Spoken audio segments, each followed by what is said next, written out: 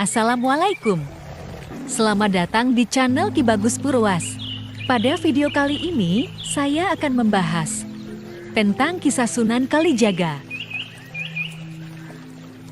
Namun, sebelum kita lanjutkan ke pembahasan yang lebih sakral, alangkah baiknya Anda klik tombol subscribe dan aktifkan lonceng di bawah ini agar kami semakin bersemangat untuk membuat video-video menarik lainnya.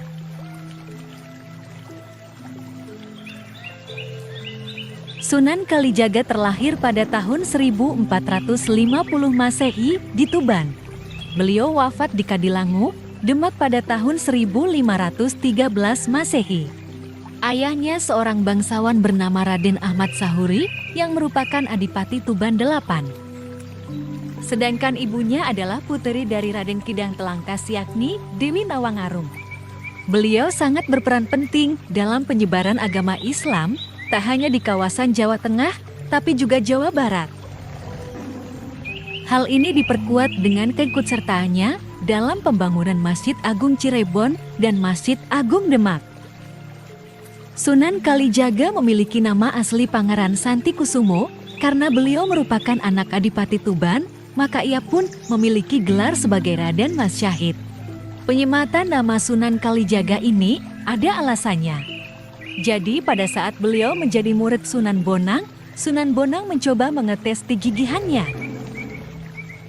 Caranya dengan menyuruh Sunan Kalijaga untuk menjaga tongkat Sunan Bonang yang sengaja ditancapkan di pinggir kali.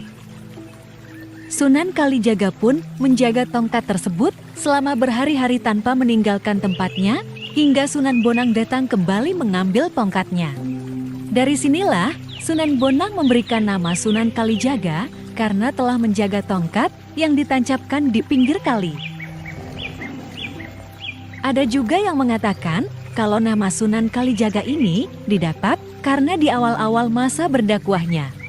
Saat itu, beliau memilih lokasi di desa Kalijaga dengan mayoritas penduduknya yang merupakan orang Indramayu dan Pamanukan. Berhubung tempat berdakwah pertamanya ini adalah desa Kalijaga, maka nama Kalijaga pun disematkan kepada beliau. Selain julukan sebagai Sunan Kalijaga, beliau juga menyandang banyak nama karena mahir dalam mendalang. Tapi ada satu nama yang akan mengingatkan Sunan Kalijaga akan sejarah kelam kehidupannya, yakni nama Lokajaya.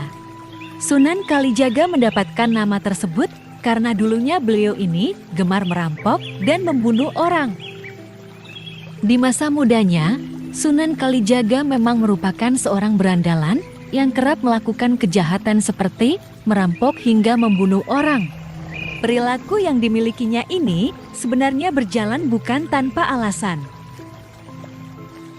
Hal ini terjadi karena beliau merasa tidak terima dengan pemerintahan yang ada di Tuban. Di masa itu, rakyat jelata kelaparan karena mengalami kemarau panjang.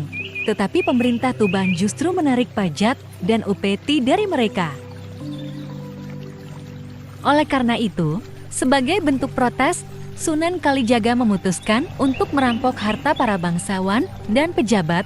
Harta rampasan tersebut tak semerta-merta dinikmati oleh Sunan Kalijaga, tetapi beliau akan membagikannya kepada rakyat jelata.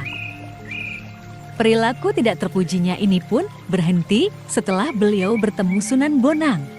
Pertemuan keduanya ini bisa dikatakan merupakan pertemuan yang tidak menyenangkan.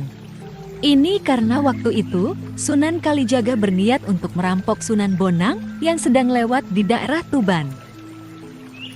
Setelah Sunan Kalijaga bercerita mengenai alasannya merampok, Sunan Bonang justru memarahinya dan melarangnya untuk melakukan hal tersebut lagi.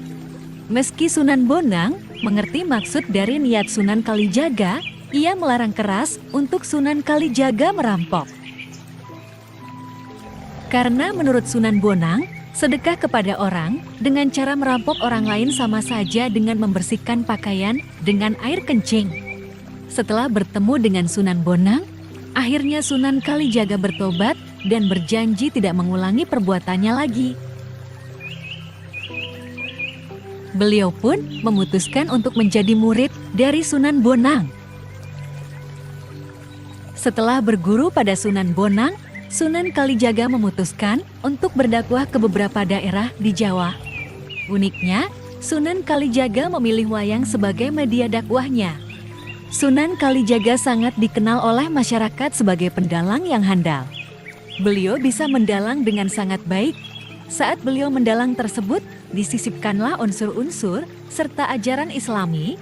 Jadi secara tidak langsung, masyarakat mengetahui tentang ajaran Islam melalui pertunjukan wayang yang digelar oleh Sunan Kalijaga. Masyarakat Jawa yang pada masa itu sangat menyukai wayang akhirnya mulai berbondong-bondong untuk datang menonton pertunjukan wayang dari Sunan Kalijaga. Sunan Kalijaga berhasil menarik banyak penonton karena tiket masuknya ini gratis alias tidak dipungut biaya sepeser pun. Hal ini membuat semua kalangan masyarakat, terutama kalangan bawah pun bisa menikmati pertunjukan wayang sebagai hiburan tanpa perlu membayar.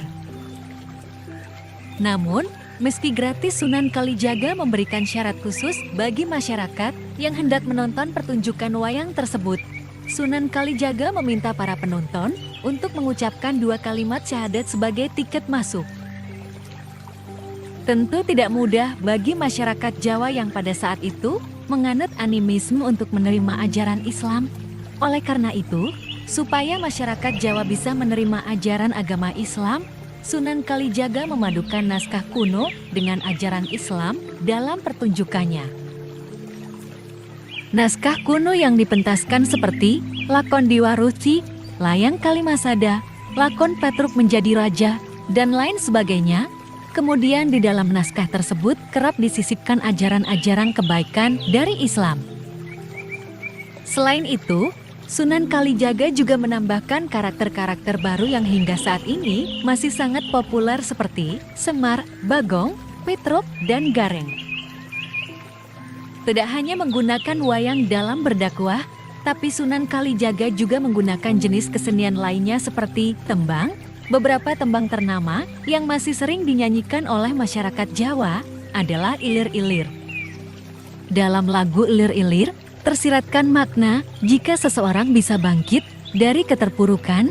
Bahkan Sunan Kalijaga juga menyisipkan pesan bahwa setiap orang dapat berjuang untuk mendapatkan kebahagiaan, mengumpulkan amalan kebaikan sebanyak mungkin, dan lain sebagainya. Selain membuat tembang, Sunan Kalijaga juga bekerja sama dengan seniman dalam membuat topeng, pakaian untuk pementasan kesenian, dan lainnya.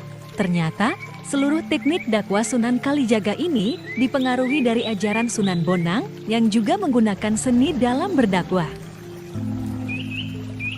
Nah, jadi itulah kisah singkat Sunan Kalijaga. Semoga bermanfaat. Saya Ki Bagus Purwas. Assalamualaikum warahmatullahi wabarakatuh.